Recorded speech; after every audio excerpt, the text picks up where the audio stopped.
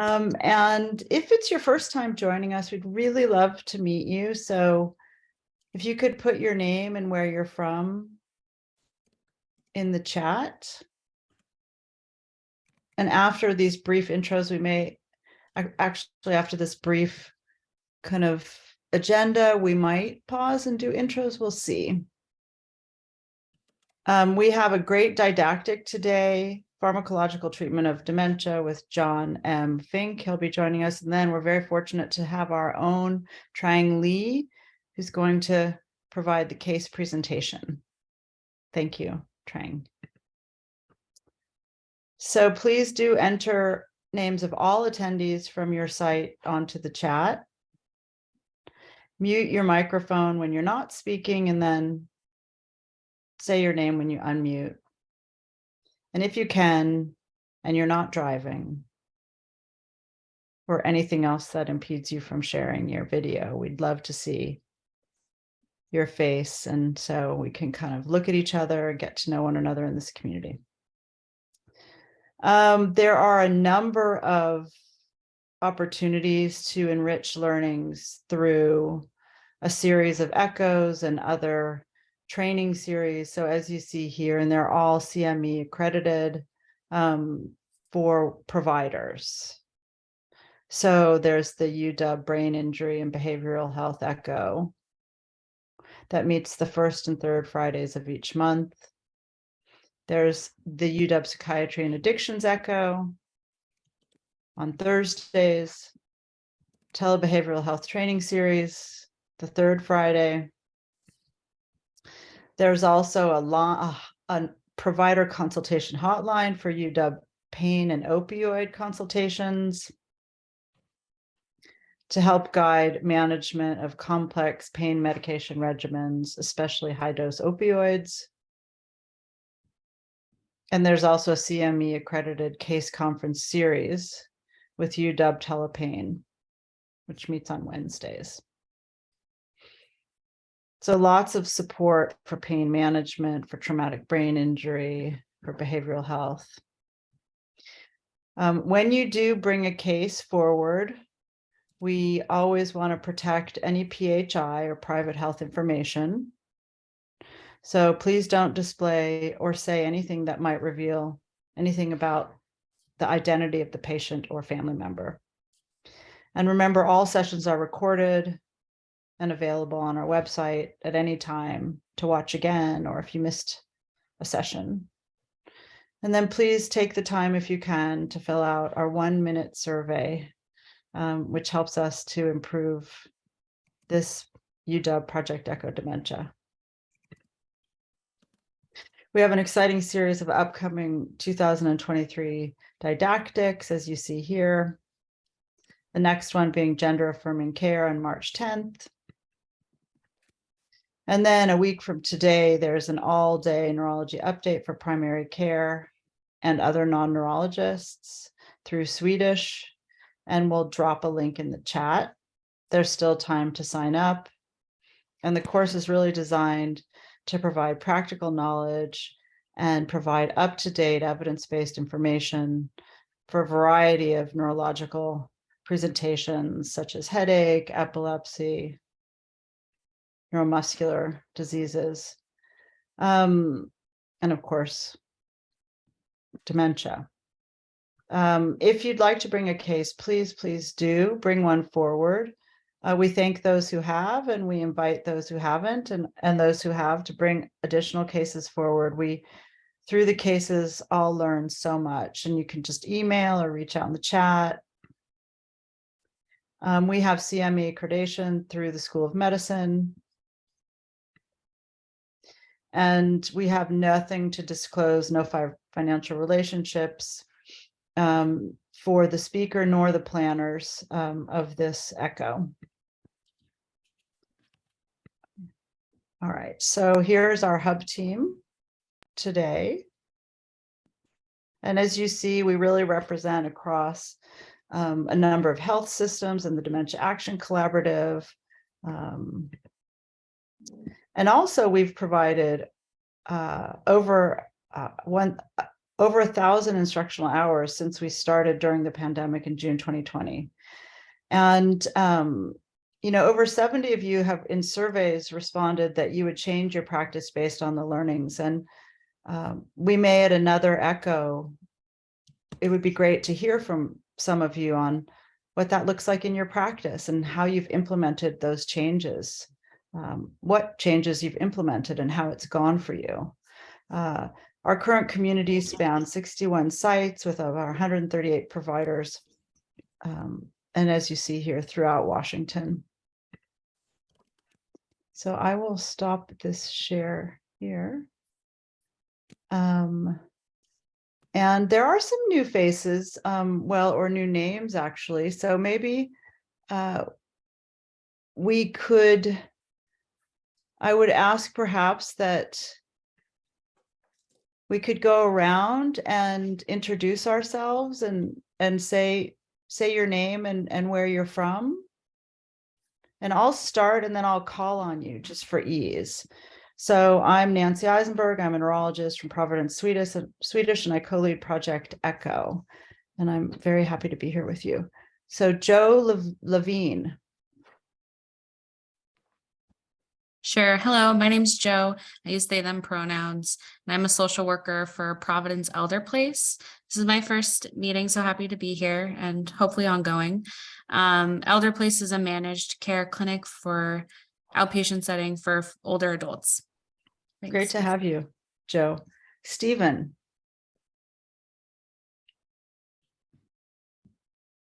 Okay, maybe sorry. Oh, no, you're okay. Hi, I'm Stephen. I'm one of the Swedish Geriatrics Fellows at Swedish First Hill, and happy to be here. I missed what else I was supposed to say. I think that's great. Susan. Okay. Hi, can you hear me? Yes. I can't see myself quite yet. I'm Susan. I'm a family nurse practitioner, and I'm working with Ripple, which is a new startup telehealth mental health dementia support for seniors in Washington. And I'm very happy to be here. Thanks for joining, Susan. Lynn.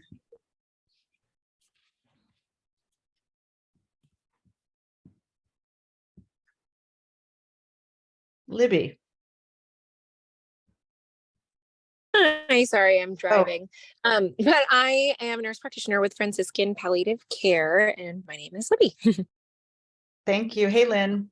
Hi, sorry. Okay. Get my clicker to click things. And sorry, I had my camera off because I'm eating lunch. I'm Lynn Cordy with Aging and Long-Term Support Administration, and to connect with you through the Dementia Action Collaborative. Nice to see you all. Great to have you. Thank you for joining. Jeff. Jeff Kaplan. I'm a family doc in Yakima. Great, Jeff. Thank you. Tovi.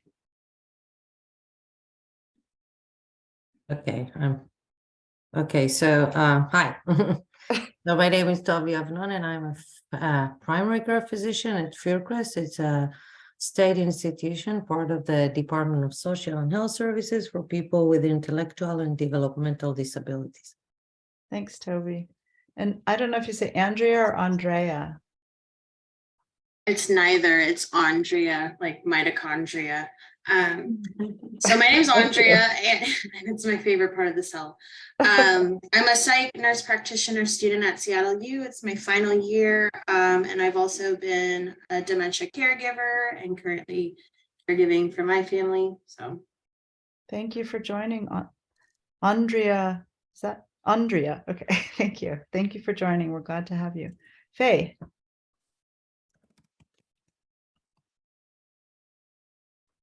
I think you're on mute, Faye.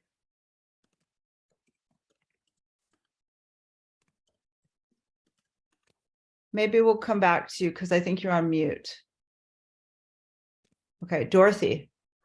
Yeah, I'm a nurse practitioner in the Methow Valley and part of the palliative care, Okanagan palliative care team, which is relatively new, very rural setting. Yes.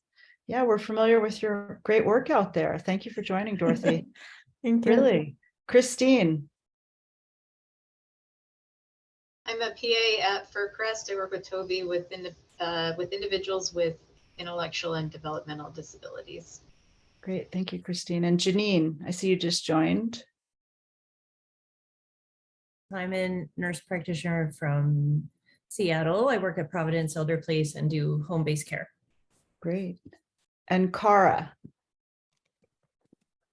Hi there, it's Kara Lundeen, Cara, and sorry. I am a nurse practitioner at Franciscan Hospice Health. Thank you, Cara. And Julie. I am a nurse practitioner in Tri-Cities, Washington, Richland, Washington, geriatric senior clinic here. I am so fascinated by this Ripple Care. I just Googled it when, was it Susan who mentioned it? I am so encouraged that there is this service available. And it looks like it's covered by Medicare insurances. So if anyone, if there's time allowing, I'd love to hear more. Otherwise, I'm probably going to, could you put your email in your chat and I could get some more information from you? I'd love to talk more. Sorry, that's my off on a tangent there. Thank you very much for being here. No, but this is great. This is really about connections within the community more broadly. So thank you for asking for that. And let's see, Emma. Hi, I'm Emma Dotson. I am a dementia specialist nurse practitioner at the Swedish Center for Healthy Aging. Good to see you, Emma. Allison. Hey, Allison Schreier. I am the program manager for this project. And I just wanted to encourage anybody who is here for the first time or who is not receiving the invitations to just pop your email into the chat, and I'll make sure that we include you on the invitation that always comes out 2 days ahead of the current session. Thank you, Allison. Kimmy. I am Kimmy Riley, one of the neurologists at the Memory and Brain Wellness Center Clinic at Harborview, University of Washington. Thanks, Kimmy. Karen. Hi, everybody. I'm Karen. I'm a nurse midwife, but that's not why I'm in this echo. I'm here as a caregiver representative, been caring for my husband for 8 years. Thank you, Karen. Mimi. Hi there, Mimi Pattison, member of the Hub and Hospice and Palliative Medicine with Virginia Mason Franciscan Health. Great. And Tristan.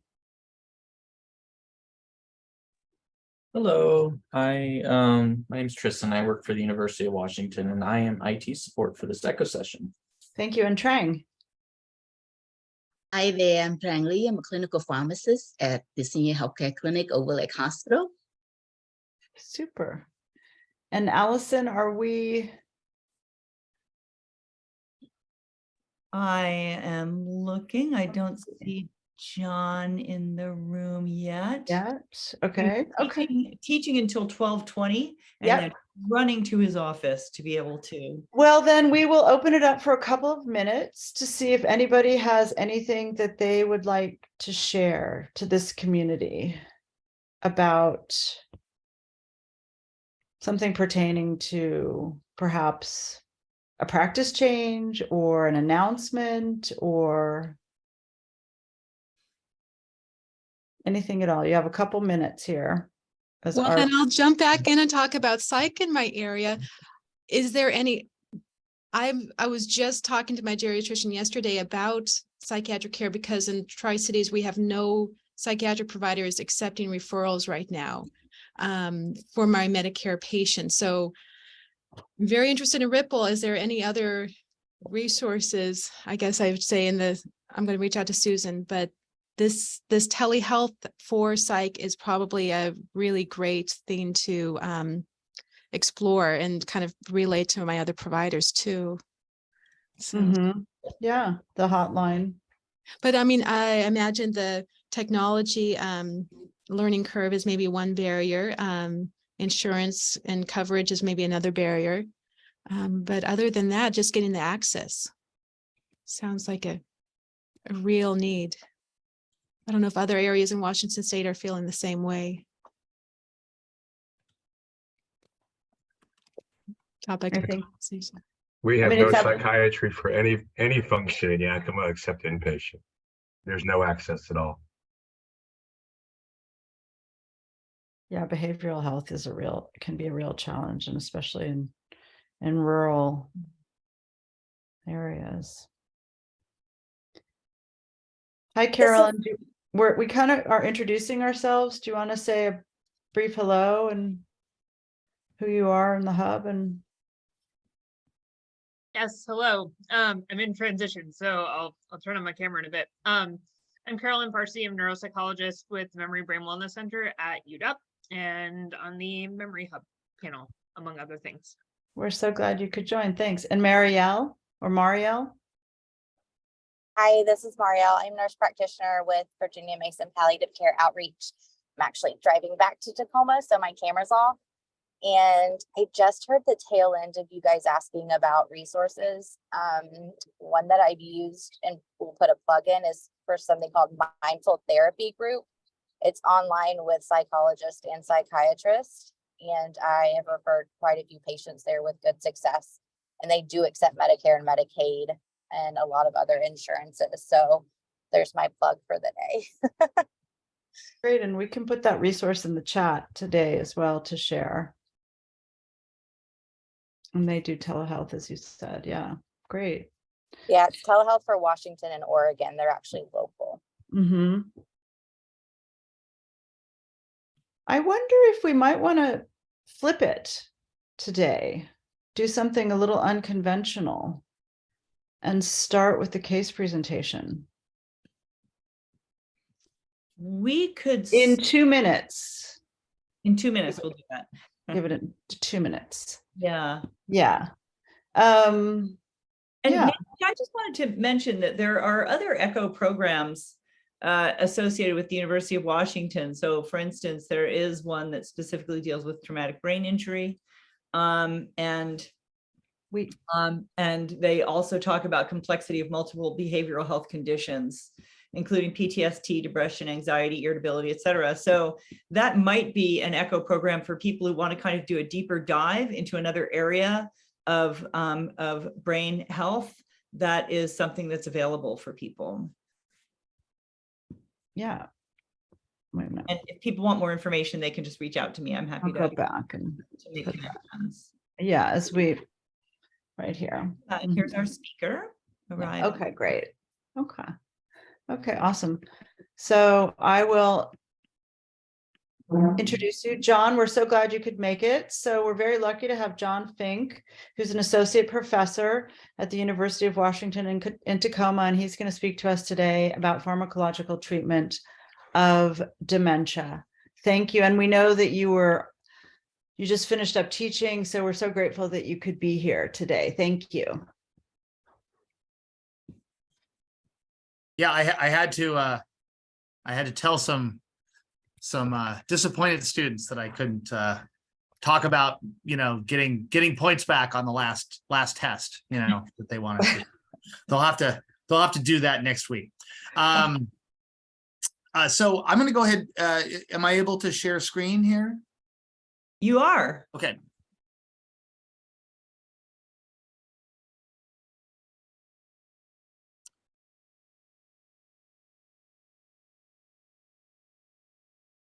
All right. So the title of my talk officially is Pharmacological Treatment of Dementia.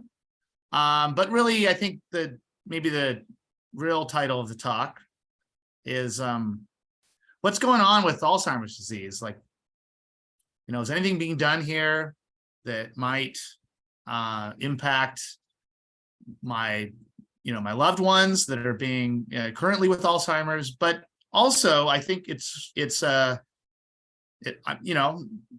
used to talk about Alzheimer's disease as though it was something that was going to happen to either my parents or someone else's parents. But now I'm actually thinking about the fact that, myself or those in my generation, at the pace that maybe drug development's been going, it could be an issue where, these are drugs that may or may not be affecting me and in my generation as well. So I'm not that far off of possibly, entering these high risk groups. So, the longer you wait, the more these things are important.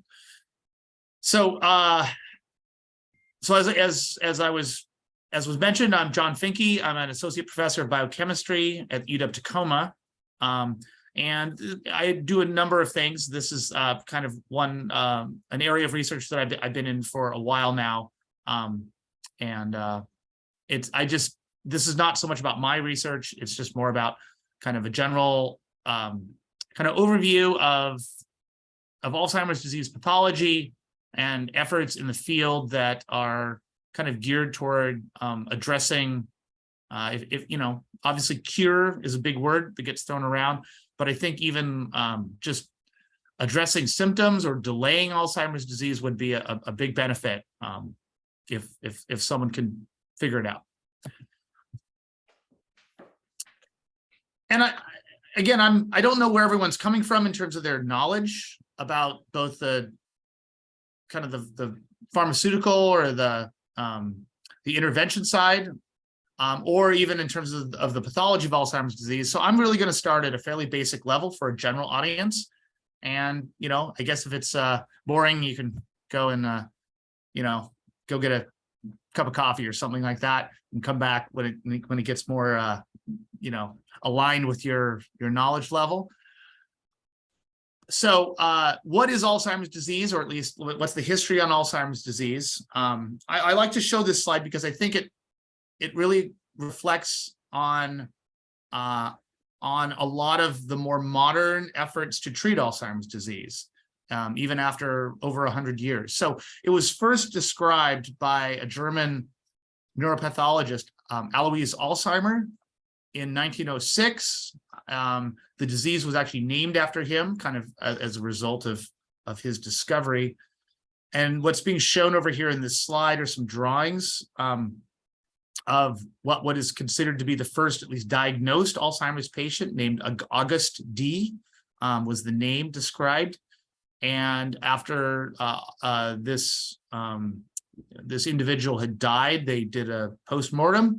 And back then they didn't have nice digital cameras, so they had to do a lot of drawing of, you know, histological drawings. And so there were these drawings of the neurons that were observed under the microscope.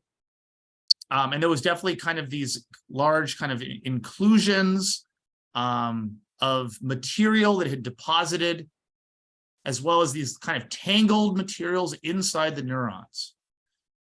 And even though this was done over 100 years ago, it still kind of is this looming idea that still exists today that drives a lot of present efforts to diagnose and treat Alzheimer's disease. So not high tech by any means, but you know, but definitely relevant to even today. I guess I'm just going to talk, and you know, if anybody has any questions, just I'll look for the little hand that pops up or something, and if there's any confusion about anything, I can go over that. So some other things about Alzheimer's disease that I think are important is that to realize that Alzheimer's disease is a form of dementia, but it doesn't account for all forms of dementia. It is definitely the most common form of dementia. It's estimated that about 75% of all dementia cases have some form of Alzheimer's pathology in that individual, in the brains of those individuals. And in fact, there's a lot of mixed dementia cases where different, you know, I mean, if you look at the umbrella of different dementias, you know, you have Alzheimer's over here, vascular dementia, which is kind of a blood flow issue, Lewy body, which is kind of associated more with Parkinson's, and then you have frontotemporal, which I've actually, I don't know, follow the news. I think Bruce Willis is, you know, was diagnosed with frontotemporal. And you'll notice that the percentages don't add up to 100. They add up to something more than 100, because there's a lot of actually overlap in these dementias. Oftentimes individuals exhibit signs of more than one dementia form at the same time. And I think that to some degree, it's helpful to categorize them, but from a treatment perspective, you know, I'm not sure how critical it is, given that we don't really, I mean, maybe as more treatments become available, it might start becoming more critical to distinguish between them. The one I do want to point out is vascular. If you are diagnosed with vascular dementia, that's there are ways to at least kind of stave that off with drugs that kind of increase blood flow. So that would be the one where I think having that sort of diagnosis that identifies that particular form of dementia might be a good thing. I also just kind of want to emphasize, again, this is for a general audience, but you know, what are the key signs or the key hallmarks behaviorally of Alzheimer's dementia? Certainly in the early stages, when you're maybe not sure if an individual has it, the two primary presentations are there's a loss of working memory. So that kind of means like short-term memory, the ability to kind of, you know, remember like a sentence that someone tells you or a phone number. Hey, excuse me. Hey, John, Yeah. I'm just going to pop in for a second. Yeah. I think that most of the folks in the audience are pretty familiar with this kind of stuff because Okay. they're clinicians. So if you want to just skip ahead to the part about the pharmaceuticals, that would be awesome. I think everybody will be able to keep up with you. Okay, great. Thank you. Let me just kind of sure. work through all this part here. So societal impacts and all that stuff. Yep, you're good there. Stages, diagnosis. We're good. We're good. Okay. All right. Maybe I'll start here with do we want to go through early onset versus late onset? Is that? I think we're good there. I think that you know, talking about what medications you see in use and Okay. what they do, that Yeah. would probably be the most relevant for these folks. Okay.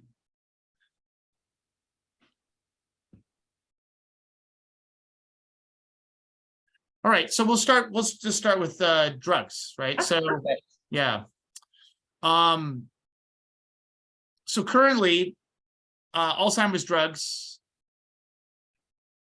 are there's 4 medications that are currently available to treat cognitive, not even cognitive decline, but just cognitive deficits associated with Alzheimer's disease. And of these, 3 fall into this class of acetylcholinesterase inhibitors.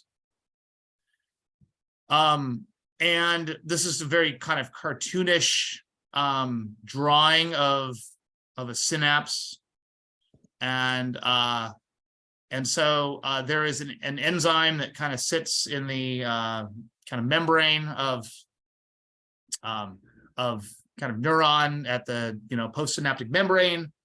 And its job is to take this neurotransmitter that stimulates or that is released by one neuron called acetylcholine that goes over to the other terminal on a different neuron and stimulates that neuron.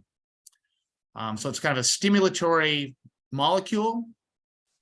And so these acetylcholinesterase inhibitors or your body will naturally process that acetylcholine. So acetylcholine is produced in the first neuron, stimulates, but then in order to kind of prevent kind of a constant stimulation or an overstimulation of the receiving neuron, acetylcholinesterase breaks that acetylcholine down into its 2 component pieces, acetate and choline. So what these medications are going to do, or at least what their kind of primary function is, historically, has been to alleviate the breakdown process. Okay, so less breakdown means a greater buildup of this stimulatory neurotransmitter that exists between postsynaptic terminal and postsynaptic membranes on different cells. So you now have, you're going to have a greater level of acetylcholine kind of present around these cells. I should probably just say, since we're kind of dealing with people that maybe understand a little more than a general audience, is that in the brain, acetylcholine is not typically the actual neurotransmitter that is used to actually directly communicate between neurons. However, most neurons have acetylcholine, have cells that bind acetylcholine. And so increasing the level of acetylcholine has a lot of kind of secondary effects that that could be relevant to kind of stimulatory or causing neurons to become kind of more active than they would be if that acetylcholine levels were low. But in any case, what these drugs do is they just increase the level of this acetylcholine and make it more available in the vicinity of the cells.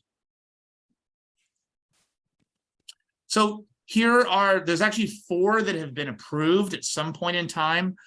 The one that was originally produced, called Tacrine or Cognex, is no longer active.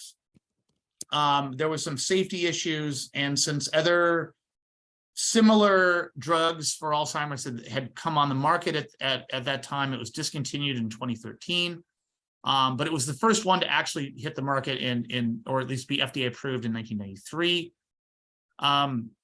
Interestingly, a lot of these drugs are kind of stimulants or drugs that were kind of designed to treat other conditions where their nervous system was oversuppressed. For example, Tacrine, this original drug, was designed for drug overdose situations, so to get people to kind of revive after, during while in the throes of a drug overdose, induced coma.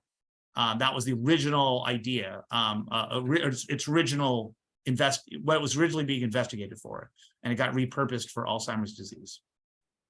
The one that's probably that seems to get the most use these days, or at least kind of anecdotally, is Aricept or donepezil.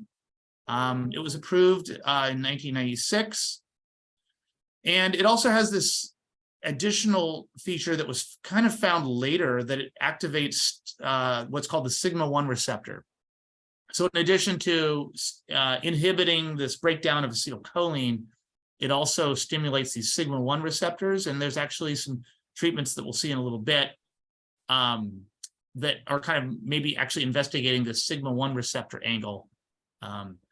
And that the sigma-1 receptor is kind of it's a little bit of a, how should I say it? When cells are in distress, one of their responses is to basically commit suicide. And so the sigma-1 receptor is a way to kind of tell the cell to hold off on that and just hang on and keep going. And so it helps, in other words, it's a bind, the sigma-1 receptor, if you have agonists that bind to the sigma-1 receptor and stimulate it, it tends to help those cells, instead of just giving up and dying or essentially becoming dysfunctional, it kind of helps them deal with the stress and hang on. And then there's Exelon, or it's kind of its original names. They always have a kind of a trade name and then a kind of more chemical name, rivastomine. That again, as with the drug overdose, there was also investigated into like drug overdose situations where with morphine, if morphine stopped breathing, that was the original indication, but it was also repurposed for Alzheimer's disease. The final one is Radazine or glantamine. This is actually a natural product, although it took a while by a Russian scientist to actually figure out how to synthesize it so it could be mass produced.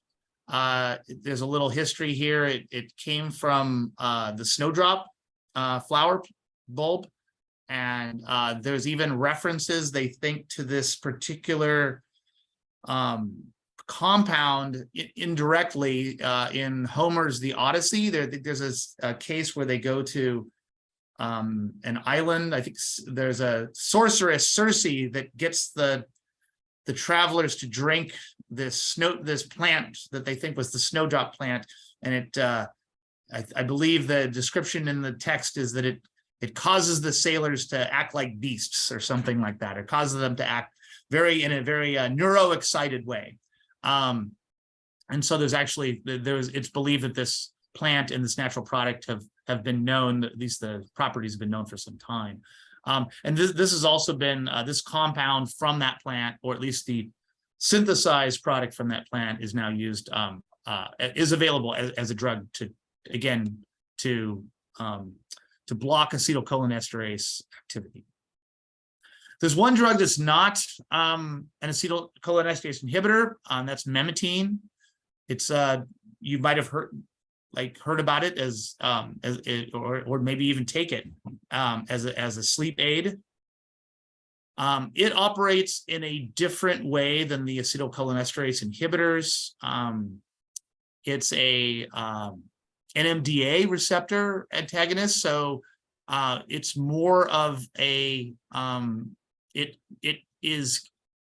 So a lot of neurons in your brain use glutamate as the primary neurotransmitter, and it doesn't compete with glutamate. It's what's called an uncompetitive inhibitor. So it actually it binds in addition to glutamate, but it reduces the effect of the excitotoxicity that occurs, or at least the extra excitation that can occur with because there's too much glutamate around, which is why it was beneficial as a sleep drug. But it turns out it actually has lots of other things that it does. It does interfere with the specific acetylcholine receptor that is oftentimes associated. It blocks it. It also stimulates that sigma-1 receptor. And then it has some other effects with serotonin receptors and dopamine receptors. So I should say that this is a drug that seems to, it is not generally prescribed for mild patients. It seems to be have the benefits seem to be when the disease has progressed somewhat.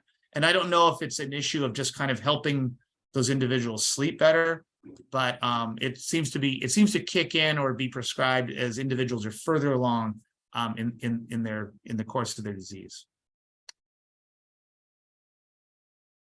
So the one thing that I think is important to recognize here is that all the drugs I've just talked to you about are, or anything that's been approved prior to 2020, is that they're all interesting and they all have a good, interesting history about them, but the benefit of their use is very small.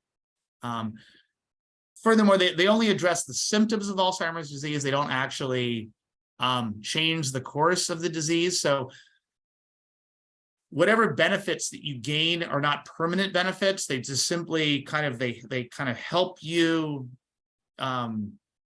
They might help you manage the disease or be slightly more independent at an early stage of the disease, but it doesn't affect, in a year, 2 years, 3 years, you're going to be probably at the same level of cognitive decline than you would have been had you not taken the drug. So it doesn't stave off the disease or the progression of the disease.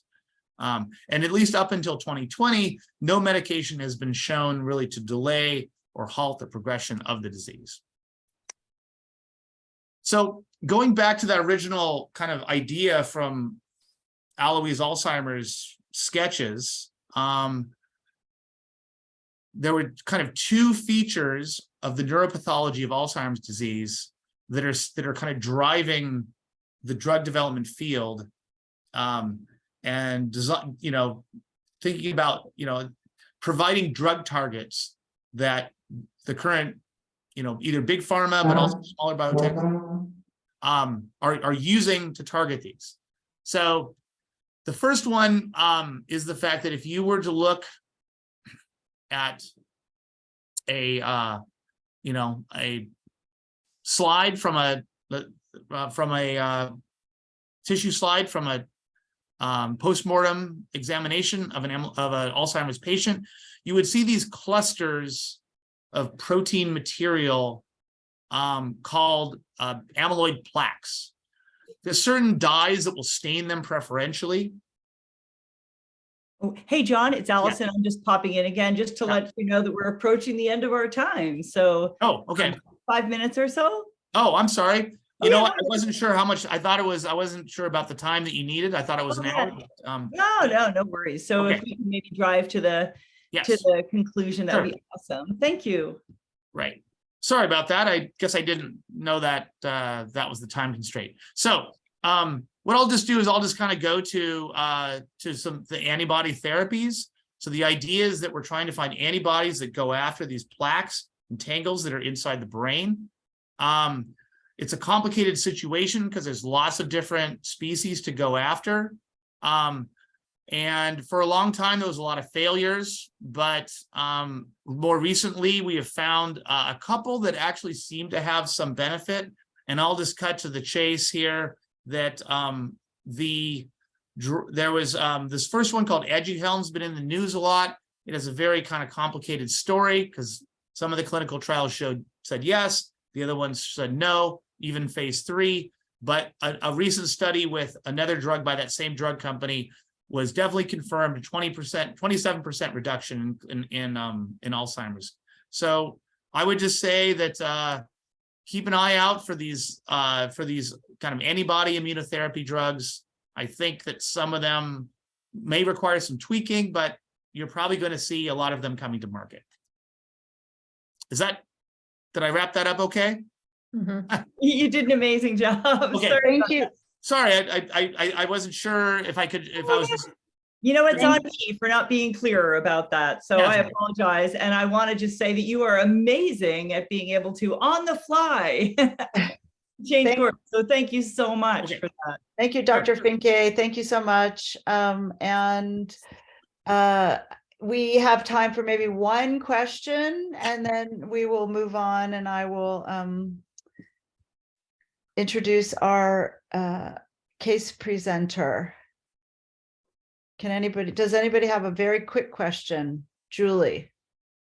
I guess the main question that I have with these medications is, do they have an effect, and this might be an ignorant question, but do they have effect on a person who may or may not have dementia who wants that edge? If someone says, I want more acetylcholine at the synapses and I want that edge, is Aricept still a medication that might help? Yeah, I would say for the acetylcholinesterase, you're going to have a stimulatory effect, but I don't know if it's going to be a beneficial stimulatory effect. You know, I mean, if taken too far, I mean, all these drugs, if they work too well, they basically become nerve gas, right? So, which is not a good thing, right? So, thank you for that. Yeah, right. That visual, that's wonderful. Yeah, no, it's like thank you. Thank you. Sarin nerve gas is what they're based on. Yeah, originally. Thank you. Yeah.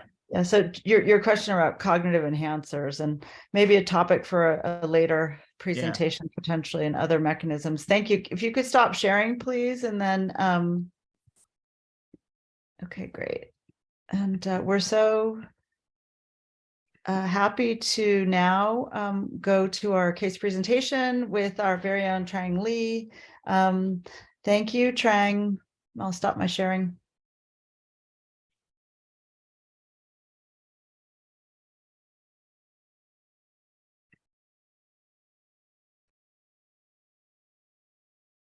Can you see my slides?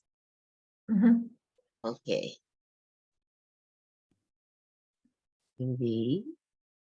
Sorry.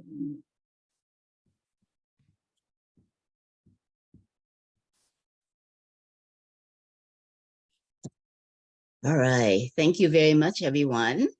This is my patient case. SM is a 77-year-old white female who came to the clinic to establish care. So for our clinic, for patients who are new to the clinic, just come to establish care, or patients who have been recently discharged from the hospital or from a skilled nursing facility, when they come back to make an appointment, we schedule them a MedRec appointment or medication reconciliation appointment with a pharmacist right before the patient's provider. So since I'm a pharmacist, so I basically focus on the medications for these MedRec patients. So this patient's main concern was is memory loss. She complains that she has a foggy mind, not thinking clear, and she has some hand tremor. This is her past medical history and problem list. It has B12 deficiency, Barrett's esophagus, Cashman factor deficiency, which is a claudin 7 deficiency. It can increase bleeding risk, but it can also increase some clotting risk. She did have history of DVT twice, but that was about 10 years ago. She has high triglycerides, she has insomnia, iron deficiency anemia, major depression, migraine, although she hasn't had migraine symptoms for at least 5 years. She has osteopenia according to the past medical history, and she has no history of fractures. She has history of falls, but no fractures. This is a medication, the Eliquis or Pixaban, which is used for DVT in her case. She has Walcall and fenofibrate for triglycerides, ferrous sulfate for iron deficiency, loperamide as needed, mirtazapine, nortriptyline, omeprazole for Barrett's esophagus, sertraline, trazodone, B12, and vitamin D.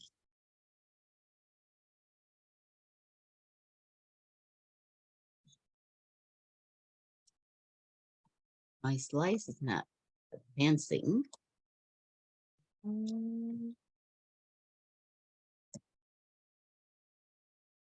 little slow. Okay, here you go. Okay, drug allergies. She has some drug allergies, Demerol, metoclopramide. She has no Dexal on file. Her last mammogram was benign. Her EKG was normal about 4 months ago. And then, so she doesn't smoke, she doesn't use drugs. She only does alcohol rarely. She walks about 30 minutes a day, 4 days a week, and her immunization is up to date. So this is a lab. CBC was within normal limits. Her CMP, her renal function is good. Sodium is a little low, potassium is low. The rest of CMP is okay. Her blood pressure is good. Her pulse is okay. And her weight she hasn't had any weight changes within the last 6 months. And then her BMI is about 24. So these were the labs that we got for the visit. So based on her medications and her medical conditions, what other labs should we get?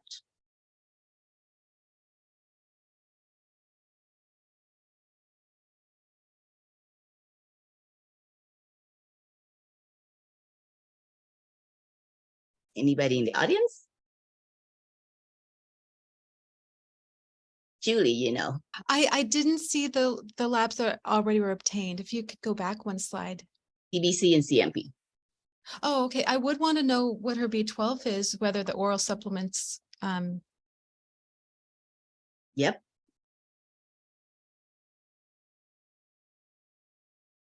Anything else? And then we don't have any imaging, any head imaging yet? No, none of that. So head imaging. Okay. TSH. Yes, perfect. Yeah, she has depression. All right, so we got these are her labs.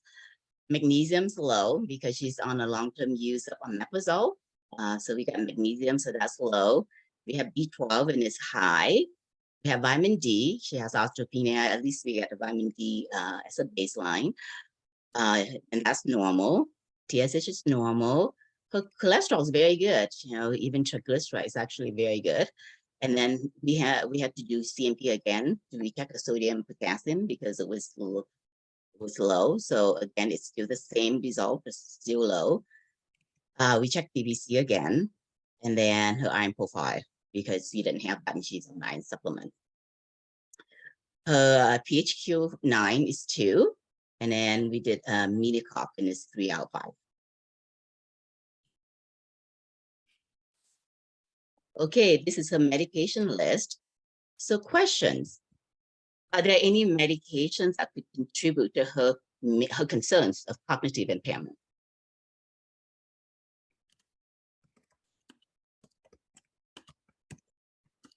The nortriptyline stands out as a cholinergic medication, and she's on multiple antidepressants and sleep aids. So that's a yes.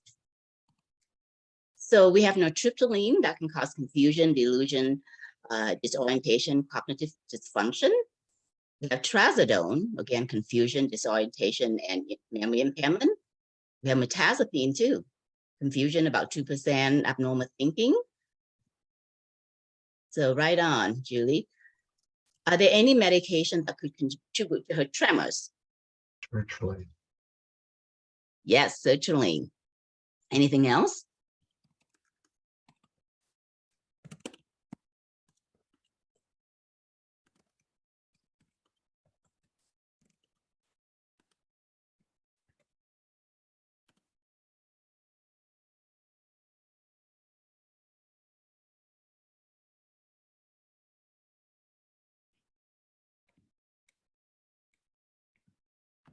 So we have sertraline tremor, about 9%. That's the incidence of tremor with sertraline.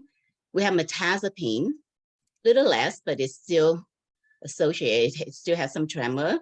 And we have nortriptyline. Tricyclic antidepressant can cause ataxia. So nortriptyline can do that. And then we also have trazodone, lower than sertraline. But if we have one medication, it may not be noticeable, but we have four medications that could cause tremor that could also affect the patient. So this patient did complain that she has tremor, hand tremor. Okay, other questions? Which medications that can cause risk of hyponatremia and SIADH? Sure. Did you say sertraline? Yeah, sorry, I don't have much voice. Sertraline. Yes. SSRI can do that. Also, SNRI can do that as well.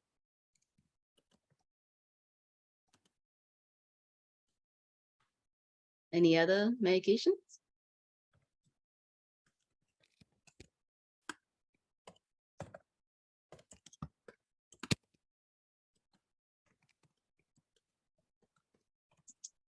So, Jeff, you're right on. Sertraline can cause hyponatremia and SIADH.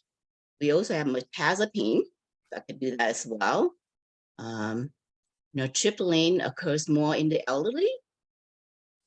And then, interestingly, omeprazole, but it's rare, it's not very common, but it associated with hyponatremia more when starting the medication instead of ongoing use of the PPI.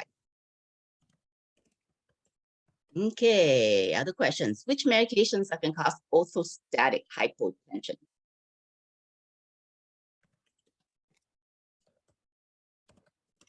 Definitely the mirtazapine and likely the nortriptyline.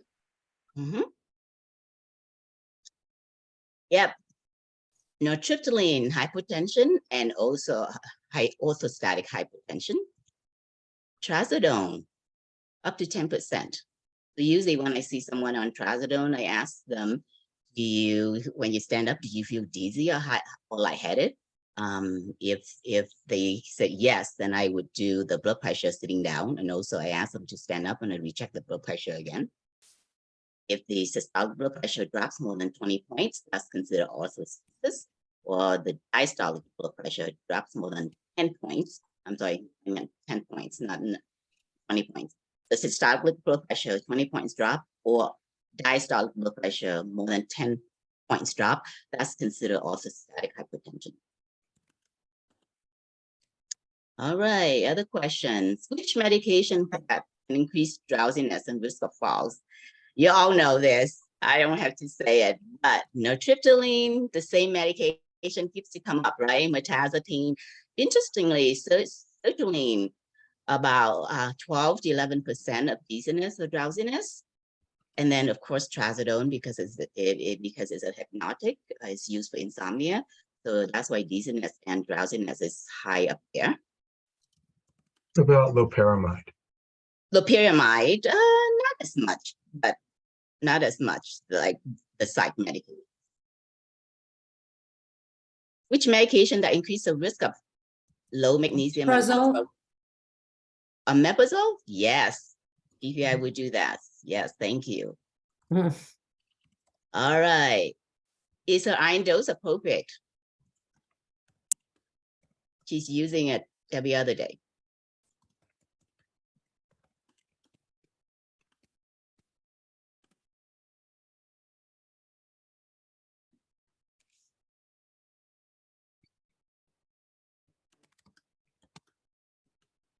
Well, she showed like she had a very elevated iron on her labs, I think. So I guess she doesn't need this. Her iron, yeah, her last lab is normal. Ah, Her iron so profile is different. normal, but she does have iron deficiency anemia on her list. Yes. So there have been some studies, a few, but studies, but I list this one, only this one, but this study was done in women with iron deficiency anemia. They gave patient 100 milligrams and 200 milligrams oral iron, and they gave daily. And then also another group got iron every other day. So what they found out was that people who took iron tablets every other day, they have actually higher fractional iron absorption and they have less GI side effects compared to people who were taking daily iron. And the single dose of daily iron could acutely increase the hepcidin, which hepcidin is the protein that help our body regulate iron. So the more hepcidin that we see, there is a decrease in iron. So what they found are people who were taking iron every day, they have higher level of hepcidin and they have less fractional iron absorption. So now when we look into up to date, we find out that in up to date that we found out iron deficiency now for iron and iron deficiency, it is recommended to give iron, either iron sulfate or iron gluconate every other day, not daily. It's either every other day or on Monday and Wednesday and Friday. So we don't see daily dosing anymore or split dosing, like one tablet 3 times a day. We don't see that anymore. Is this because there is better absorption when patients take iron every other day. For this patient, she's already taking every other day, so we don't need to change anything. At least we don't need to change her iron dosage. Okay, is her Eliquis dose adequate?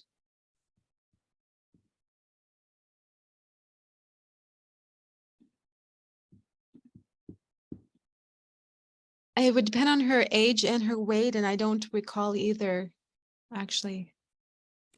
So for AFib, yes, we need weight, we need age, and we need renal function for AFib. For DVT treatment, there is no renal dosing adjustment. So she's actually, for this patient, she's taking it for DVT. She had DVT previously, so there's no renal dosing adjustment. So technically, it's supposed to be 5 milligrams twice a day, but she's doing half the dose, 2.5 milligrams twice a day. However, for patients who haven't had, or who doesn't have active DVT, and they take that to prevent recurrent DVT, we can use a lower intensity dosing. This patient, she had 2 DVT, that was more than 10 years ago. So technically, she's taking it for prevention of recurrent DVT. So therefore, a lower dose can be used. So indefinitely anticoagulation, reduced intensity dosing for prevention against VTE for recurrent VTE can be used at a lower dose, 2.5 milligrams twice a day. So for her, the dose is adequate. Okay, is there any drug omission? That means any drug that she needs to be on, but she's not taking?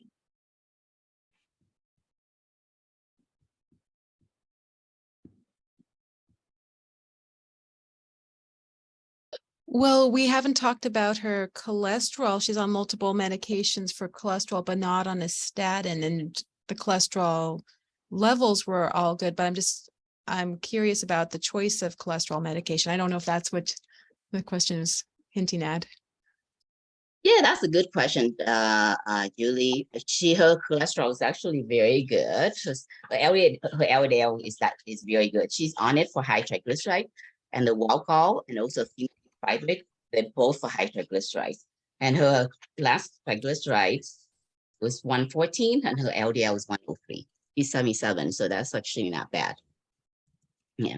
So actually, she's on a long-term PPI for Barrett's esophagus, and definitely she's going to require PPI, and we know that can cause low magnesium, and she did have low magnesium. So therefore, she's going to need the magnesium supplement. So can I ask, she's on Colvalslan, I can pronounce it. So why that? That's also for lowering cholesterol. Low in triglycerides, both of them. We can also back off because if her triglyceride is good, we can also back off one of them. That's also an option as well. Okay, because Cevalam is usually for more like kind of additional to address the cholesterol level, but okay. Yeah, both of them are That's right. And it's not addressed like triglyceride, like the other one, like phenolphthalein, right? So. Right. Because she came in for the first time, we don't know how high her triglycerides were. You know, we don't know, was it 500, was it 400? How was it? We just check her cholesterol and we find out it's good. That could be something we'll consider to back off one of them and see how high triglyceride will come back up, and then we could go from there. But yeah, that's a very good question. So other questions? Oh, other questions. So I was thinking of asking the patient if she has diarrhea, right? Because which medication do you know that can cause diarrhea? Because the PPI, and then she's also taking an antidiarrheal. So, and then her potassium's low, her magnesium's low. You wonder if she's having GI losses. Exactly. And we talk about starting magnesium, right? So if she has diarrhea, we probably wouldn't want to start magnesium yet. Okay, so yeah, you are right on. Every time I move this, my slides doesn't.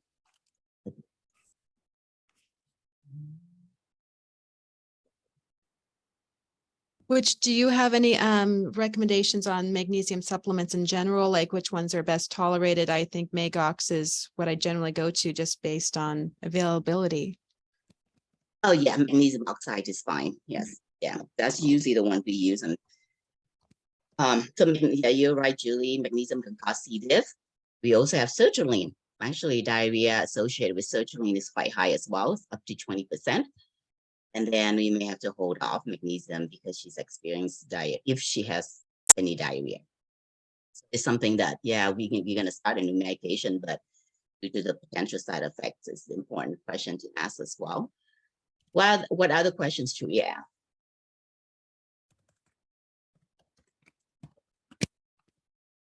How is she sleeping with all these medications? Yeah, that's right. I think that's the one that I have next. Yeah, how well does she sleep at night? She reports that she sleeps about 9 hours a night. Oh, wow. Yep, she sleeps well. Huh? We can back off some of the medications, right? The same medications seem to keep coming up as we go through these questions. I would also ask if the patient has orthostatic hypotension. So she did tell me that and then I noticed she's on trazodone. She did tell me that she feels lightheaded when she gets out of bed.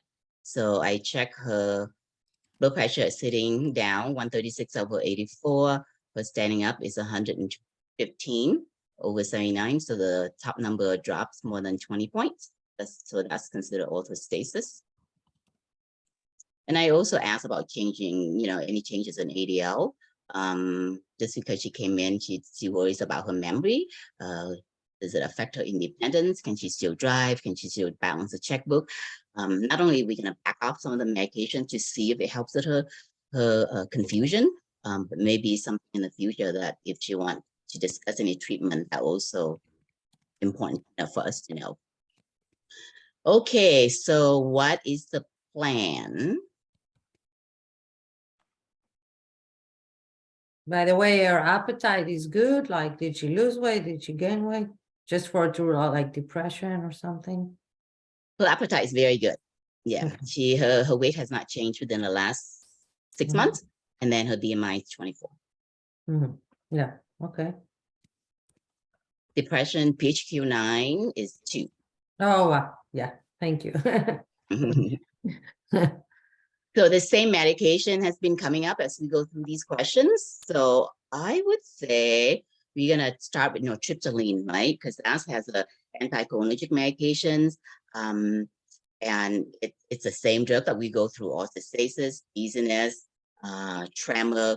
So high risk medication on the base list. So I would stop that.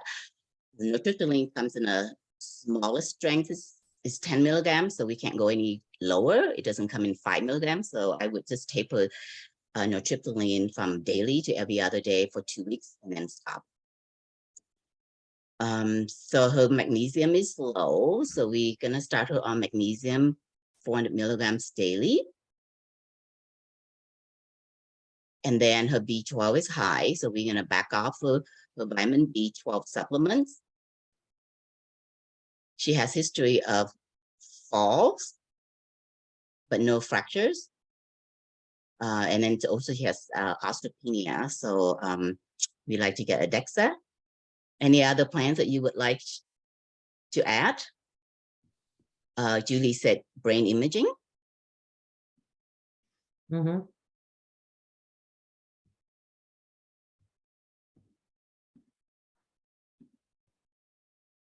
Yeah, brain imaging, it's important here Mm-hmm. to rule out neurodegenerative disease. And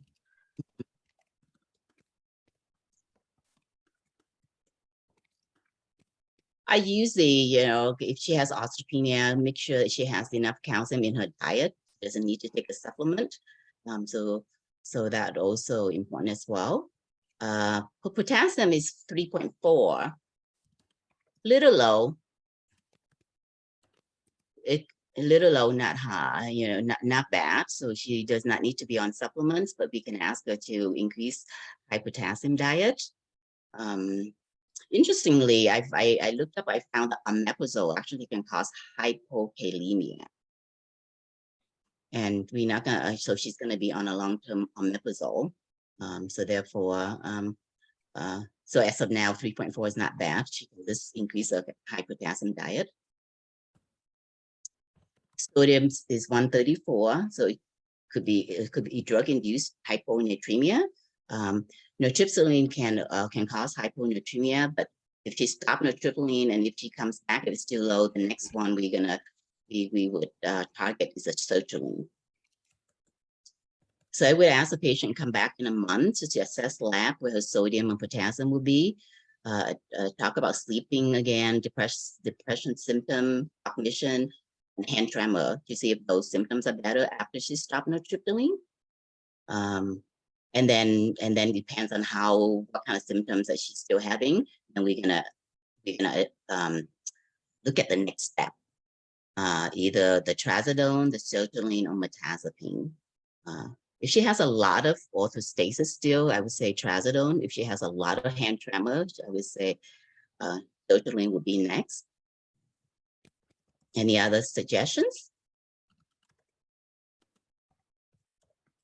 And yeah, we also, oh, sorry. And I have a question about trazodone. I'll read something to you that came in our Academy journal this month. Trazodone should not be used to treat insomnia. Trazodone decreases the number of nightly awakenings and may slightly improve subjective sleep quality, but does not improve total sleep time, sleep efficiency, sleep latency, or waking time after onset. It also has a higher fall risk than zolpidem or benzodiazepines. And so, as a person who's sometimes we're desperate to try something, and trazodone's what many of us have gone to because we were trained with it, and nothing else is good for these folks. But it has me rethinking using trazodone for anything, given that it has a higher fall risk than zolpidem or benzos. So what's your feeling on that? For patients who come in, I really want patients to try melatonin first. Right. And then if they are at 10 milligrams a day and it's still not helping, we look at other medications that can cause insomnia and also back off that. But yeah, as of now, trazodone is still the to-go drug at a low dose, but not at a high dose. Not like 100 milligrams a day, maybe use as needed. When we look at other options, we have trazodone, we have metazapine, and tricyclic, and then that's not good for seniors. So we want to stay away from the Z drug, Zolpidem. So it depends on other conditions that the patient is having. If the patient has a lot of psych issues, then we may start with metazapine instead of trazodone. I suppose my point is that we were all, I've been thinking for years, well, its side effect profile is less than that of many of the other drugs. And this is suggesting, in fact, that its higher risk side effect profile is worse. And so I agree completely with your initial choice. But I'm wondering, do we use, you hear about the 3 milligram and 6 milligram doxepin. It's not doxepin, I'm forgetting the thing, and of course it's ridiculously expensive. But this is causing me to rethink the use of trazodone at all. That is shocking. That is a shocking update, Jeff, because I would say I absolutely had the same thoughts about trazodone, that it was like the safe sleep alternative for our geriatric patients, and to hear that it might actually be higher risk for falls in head to head with Zolpidem is very shocking. That is interesting. I mean, I think you have to balance the risk of falls versus dependence. And yeah, I mean, I think we all avoid Zolpidem because of the dependence, but then with the caveat, I guess, of risk of falls. Of all the options, I think I also still use trazodone. So it also depends too. If the patient has neuropathy, then we would start with gabapentin instead of trazodone. So after the melatonin, then it really goes to what else that the patient is experiencing. What's the next step based on the patient's other medical conditions? So same thing with diabetes. We only start with metformin, and then beyond metformin, what is next? It all depends on what else the patient is having. If the patient has a CAD, then we may choose different class of drug. SGLT2 now is the GLP-1. Some of them is approved for and even SGLT2 is approved for people with diabetes and with established CAD. If patient has heart failure, then we want to avoid Actos. So really, it's the same thing. After melatonin, what's the next? What's beyond melatonin? It all depends on what else. But I agree with Stephen as well. Yeah, we look at side effects, but we also look at tolerance. Thank you so much. We're very soon at time.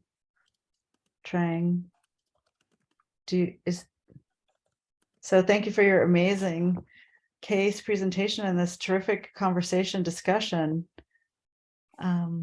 Really terrific. So if you have a chance, please do fill out the 1-minute post-session survey, and see everyone in a couple of weeks. Thank you so much for joining.